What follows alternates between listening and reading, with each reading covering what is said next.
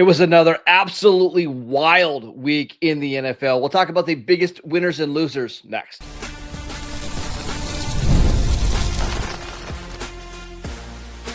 You are Locked On Dynasty Football, part of the Locked On Podcast Network.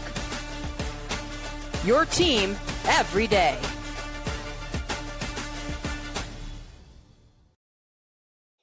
Welcome back to the Locked On Dynasty Football Podcast, part of the Locked On Podcast Network, your team every day. We'd like to thank you for making us your first listen of the day. Today's episode is brought to you by Game Time. Download the Game Time app, create an account, and use promo code LOCKEDONNFL for $20 off your first purchase. Welcome back. I am your host, Marcus Mosher. He is Michael Fabiano. And on today's show, we're taking a look at some of the biggest winners and losers coming out of week 8, including a bunch of running backs who had big performances. But Fabs, the floor is yours. I know that you need to vent and rant, so I'm muting my mic. Have at it. Don't do that. There are certain weeks every year where everything goes sideways, right? Like I take giving advice to people personal because I always want to give the best advice I can give. Yesterday, in a few games, I wanted to pull my hair out. And one game in particular where everything went sideways was Miami-Atlanta. Okay? I mean, we're talking about dogs and cats living together. Mass hysteria. It's Halloween almost, right? So a good Ghostbusters reference never hurt. Bijan Robinson, if you told me that Bijan Robinson would score 5.8 fantasy points against Miami, I would have asked you what you're drinking and if I could have a shot of it. Okay, because the Dolphins had allowed the 5th most points to running backs coming into the season.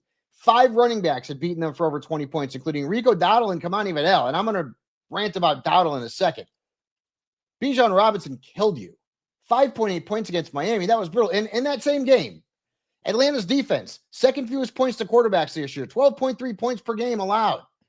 The only quarterback that had beaten them for more than 16.2 points is Baker Mayfield, and that includes Josh Allen. So what happens? Sit Tua.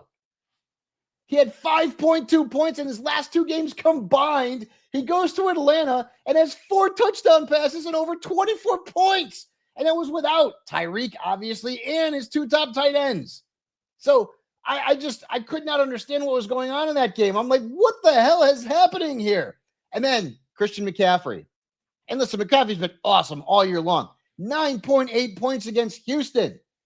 That was the lowest total he's had all year. His previous low was 22.7, Marcus. So listen to the running backs who had more points than Christian McCaffrey yesterday.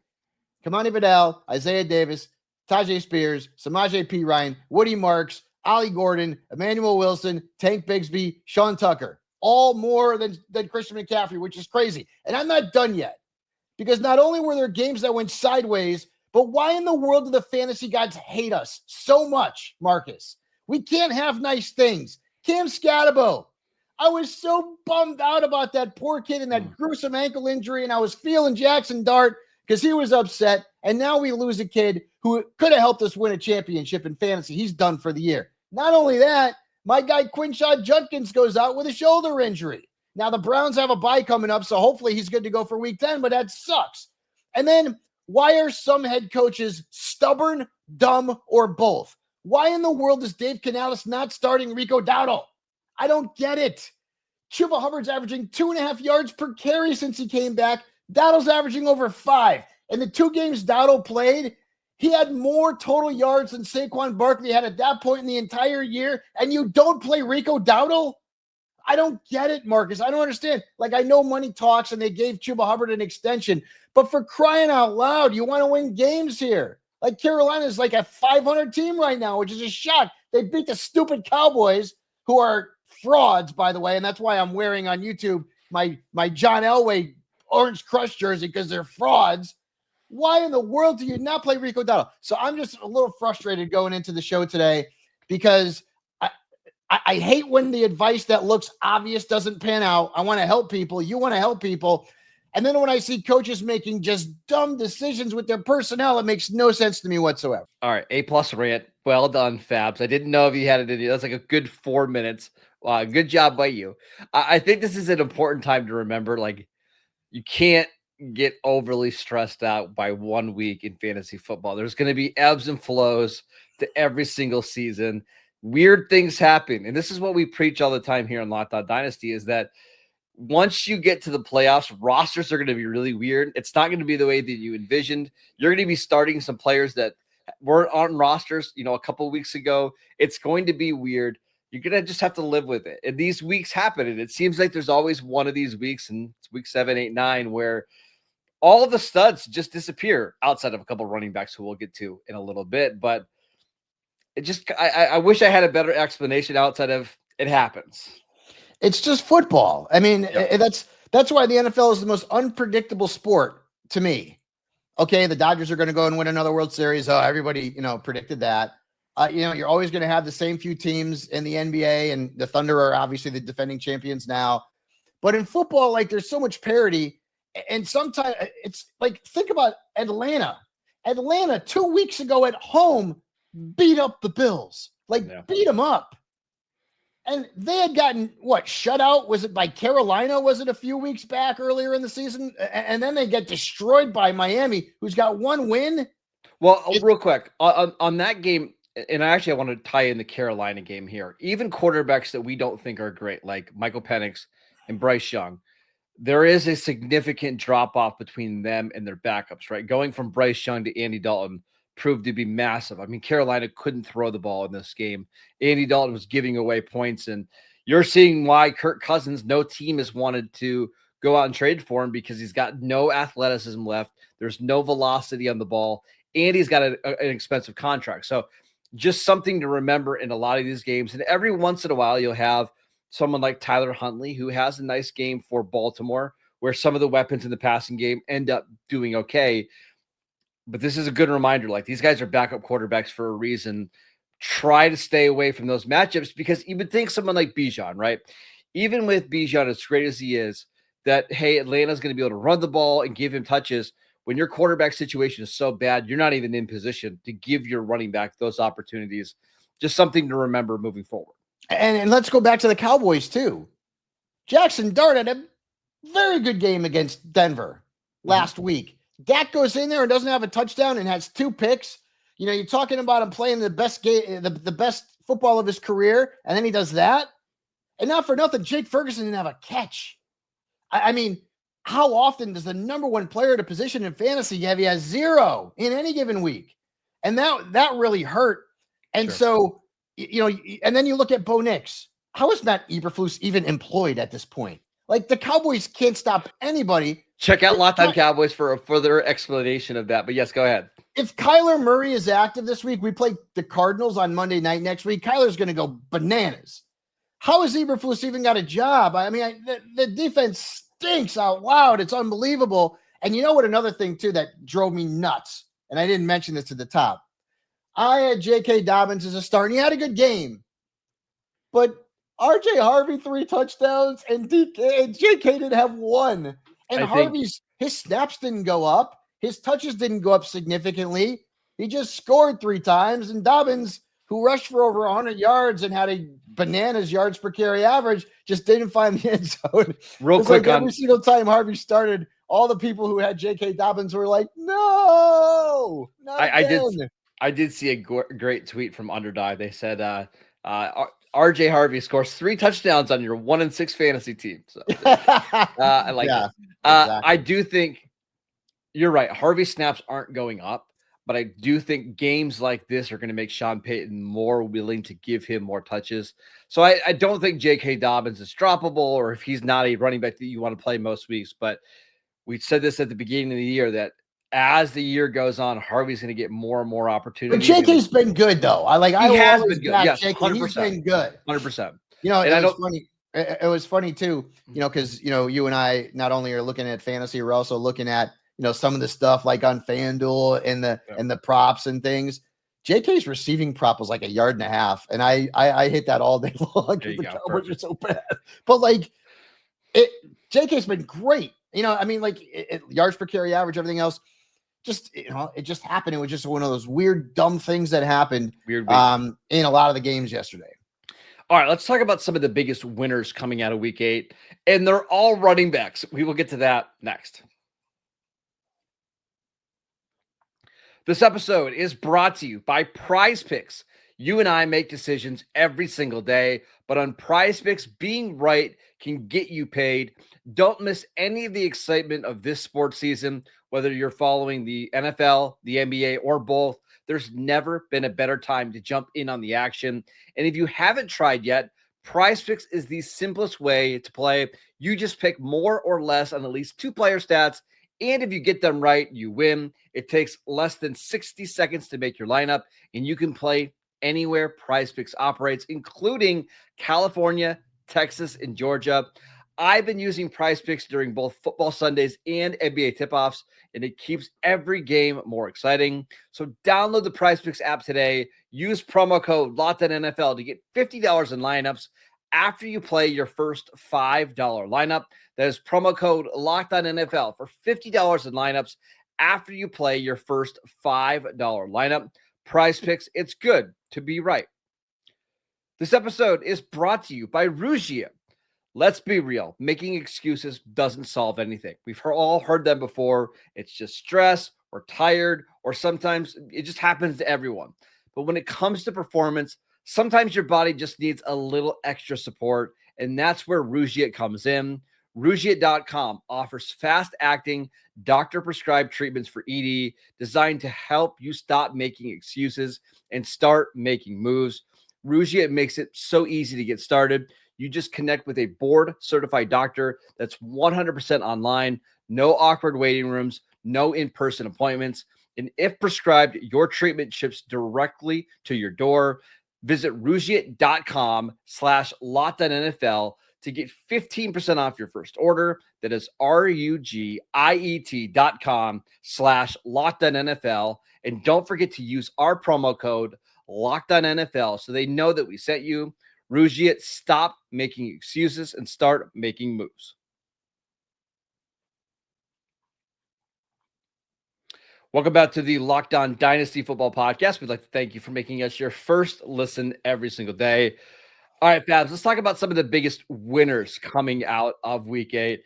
And I want to start, I just have one, Jonathan Taylor, right? He's been a winner all season long. He continues to get better and better every single week. I saw a stat this morning as I was prepping for the show. Adrian Peterson scored 13 touchdowns in the year that he won MVP back in 2012. Jonathan Taylor already at 14 touchdowns this year. This feels like another one of these 20 touchdown seasons, 2,000 total yards. He's been unbelievable. I mean, you nailed it too. I remember back in the preseason, you said that he would be this year's Saquon. So kudos to you. Yeah, it's been great. And it's amazing because, you know, when you think about what we were talking about in the preseason with the Colts, it was all about the quarterback situation. Would it be Richardson or would it be Daniel Jones? And Daniel Jones has come out and played really, really well, to the point where you wonder, maybe it wasn't him. Maybe it was the Giants, back in the day. It just wasn't a good fit. And now in Indianapolis, it's a good fit. But yeah, Jonathan Taylor, 3 touchdowns. And it's funny because they were talking about it on the broadcast that he had scored 3 rushing touchdowns in each of his last 2 games against Tennessee Titans. And if he had 3 rushing touchdowns this game, it would have been the first time ever that a running back has rushed for 3 touchdowns against the same team in 3 consecutive games. But that final touchdown was actually a touchdown pass. It was kind of a little shuttle pass from Daniel Jones. But yeah, he's been phenomenal. And if we did a redraft right now, if we're talking about the number 1 overall pick, it's JT. And if you're talking about a dynasty startup, I mean, he's right up there in the top 3. Yeah, real quick on his dynasty value. He was being drafted as like RB5, RB6, even in the month of October. I have a hard time picking. I mean, Bijan and Gibbs get the advantage because they're younger, right? Younger. And if you want to talk me into Ashton Genty because he's 21 years old, I get that as well. After that, though, like there's just no way. And honestly, you can make a really good argument that he should be higher than that. He's unbelievable. He's with a really good coach. And I think the thing that's so encouraging is that this offensive line is really starting to come together. We'll see what it looks like in Pittsburgh next week when they face. Yeah. That's not true. Pittsburgh doesn't have a good defense. I'm so used to saying Pittsburgh has a good defense. They do. They did stop the run better this week. But I think this is, going on the road, playing another AFC contender. We'll see, but I mean, he's answered every single question we had about him. What other running backs for you stood out in week 8? I mean, certainly James Cook went bananas against the Panthers, 216 yards. He averaged 11.4 yards per carry, dude. I mean, that's crazy. Over 33 fantasy points. And here's the thing. He's averaging more points this year than he did last year. He's averaging 19.7. Last year it was at 16.7. And remember, the 2 games before this one, before the bye, were bad. He didn't have great games. And he's on pace for 18 total touchdowns, or 17. He had 18 last year.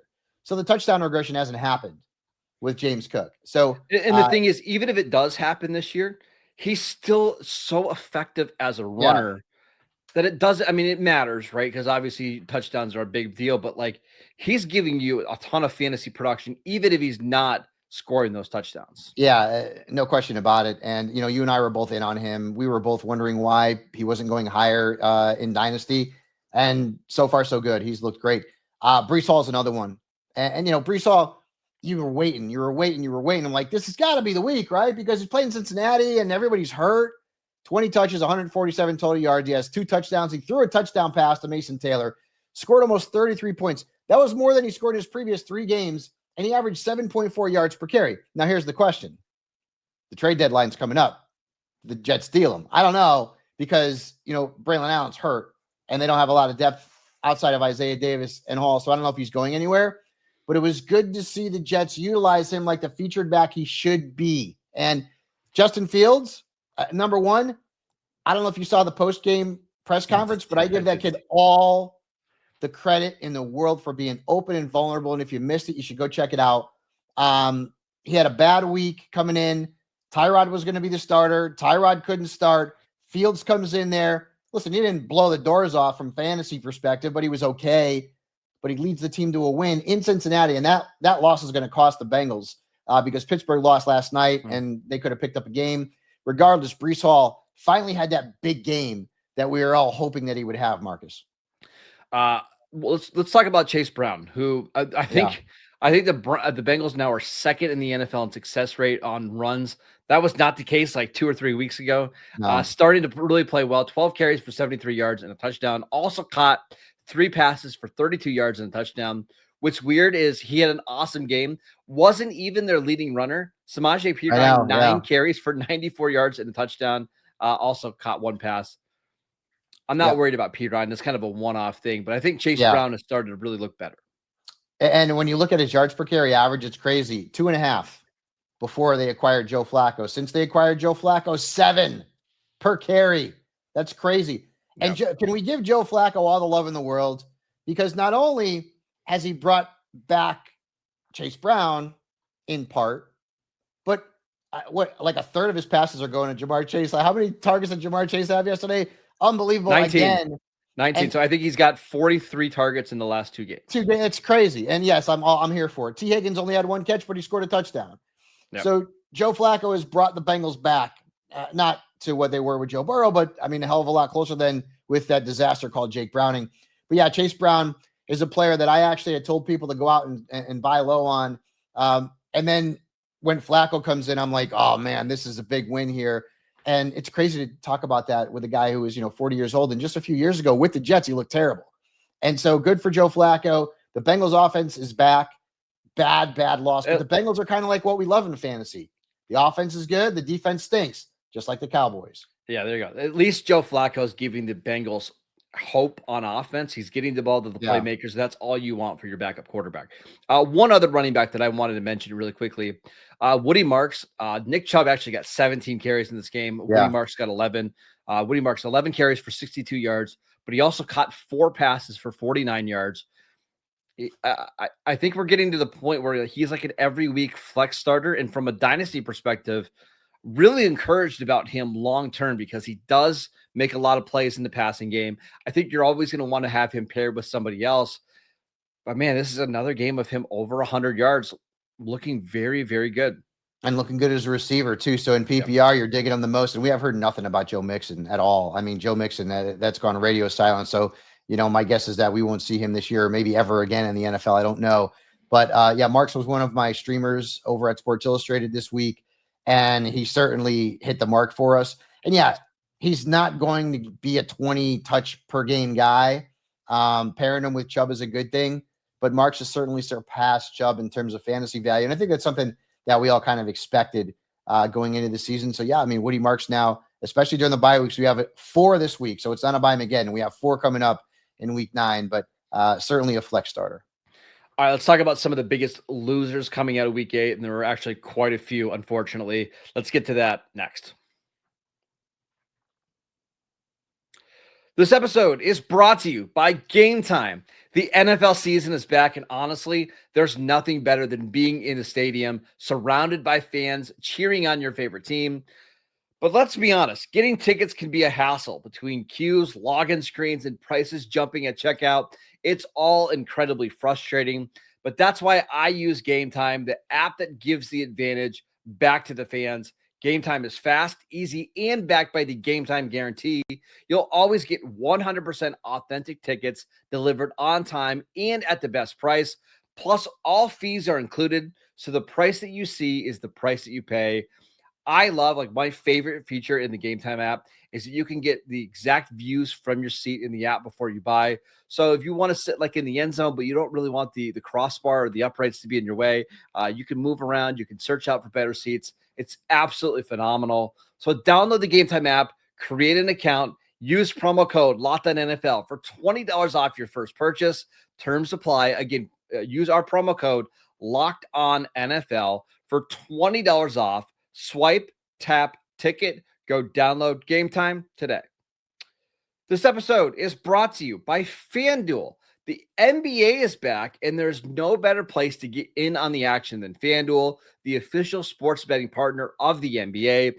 Even if you miss the start of the game or you just want to ride the hot hand, FanDuel has live bets on everything from who will score the next basket to fourth quarter comebacks.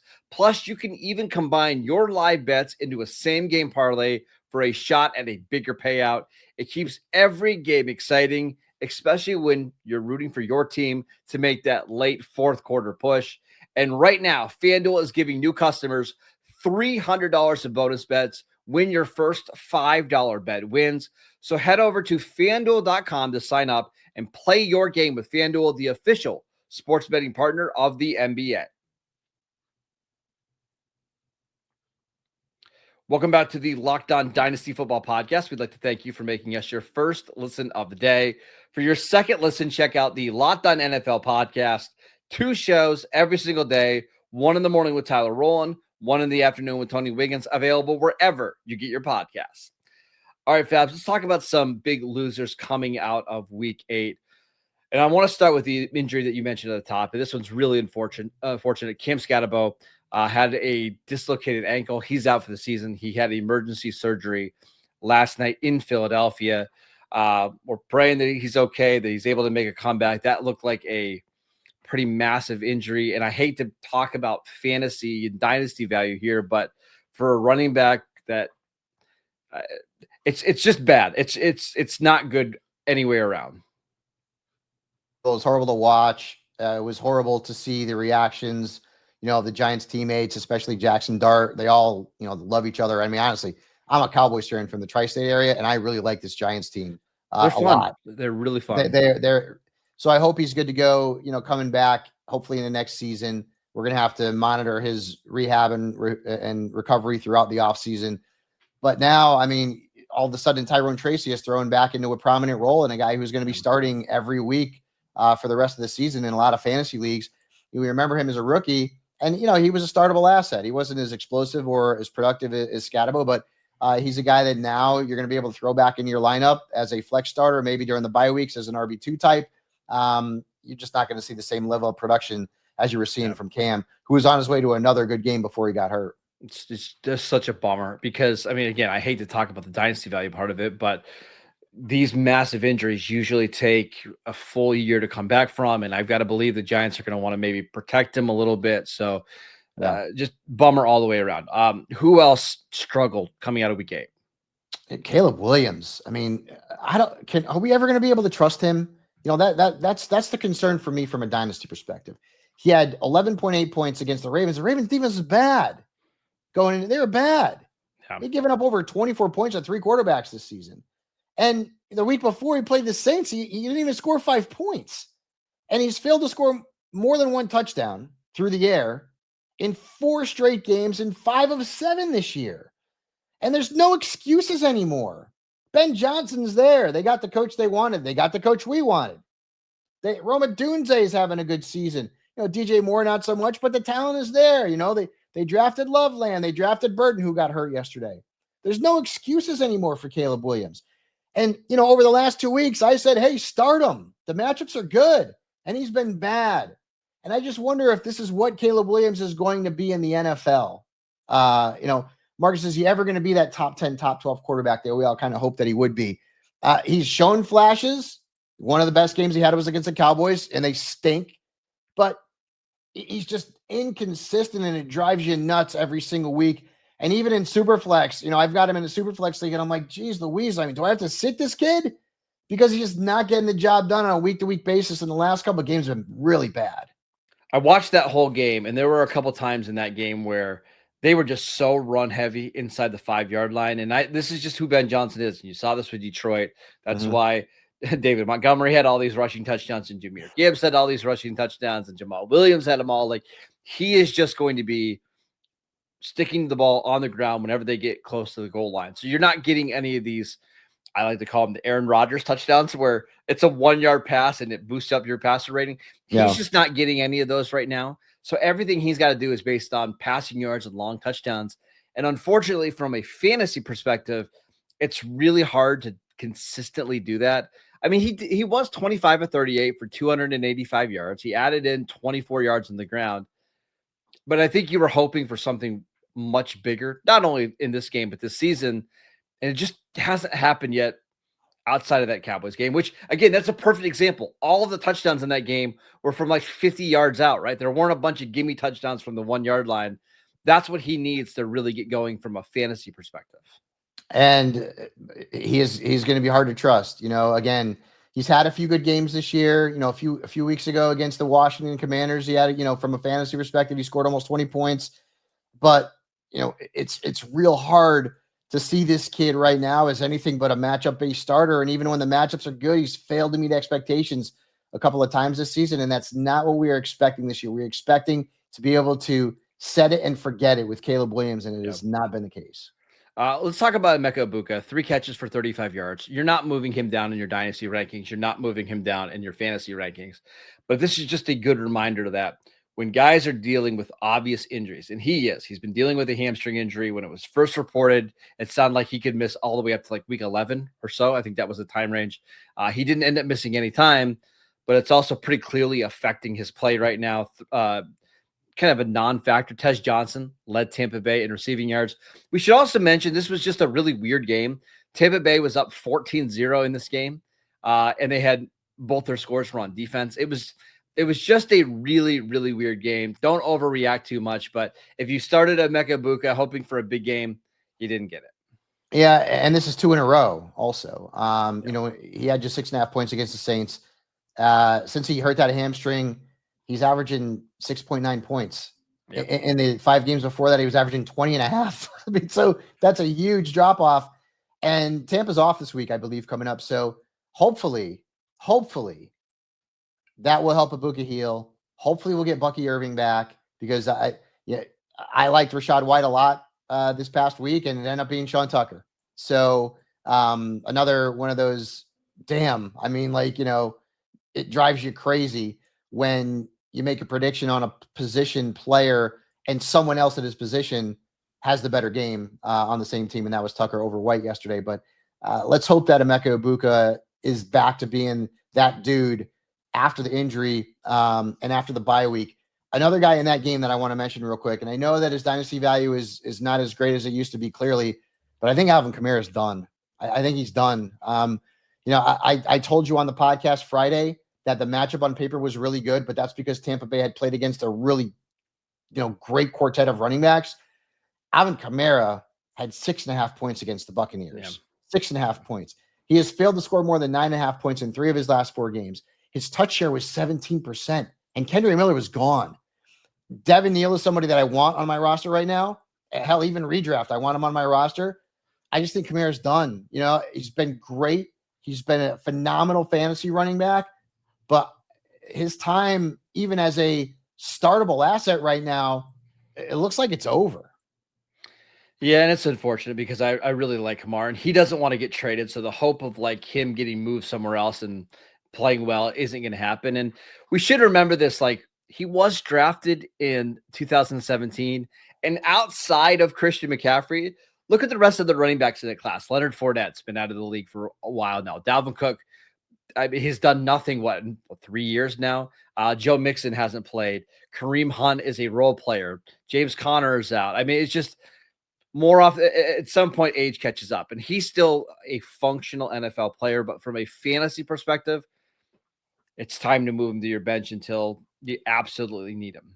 Yeah, and unfortunately, that's the case, and the Saints certainly will be looking at maybe the next running back that they will be hitching their wagon to, maybe in the draft next year. Maybe they think it's Devin Neal. I don't know that it is. Kendry Miller when he comes back, but yeah, unfortunately, Alvin Kamara is just, and he was good last year. I mean, it wasn't like he was a terrible running back last year, but you hit that big 3-0 in a lot of cases, the running back position, man, and the wheels fall off. Yeah, it's just a lot of touches on that body. All right, that is it for today's show. We want to thank you for making Locked On Dynasty Football your first listen every single day. Check out the channel on YouTube. Download the podcast wherever you get your podcasts. We are free and available on all platforms. Follow Fabs on Twitter at Michael_Fabiano. I'm at Marcus_Mosher, and we will see you right back here tomorrow.